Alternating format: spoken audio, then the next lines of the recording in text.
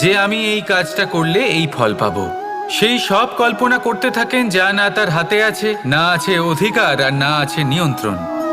উনি শুধু নিজের কর্ম করতে পারেন।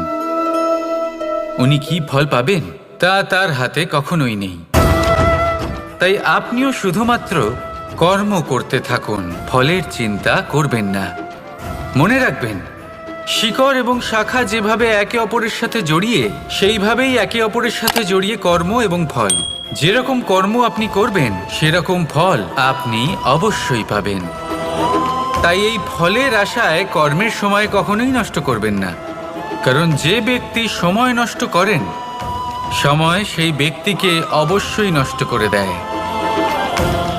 কর্ম করুন নিঃস্বার্থভাবে, ফলের চিন্তা করবেন না, আর আমার সাথে ভালোবেসে বলুন রাধা রাধা। কাল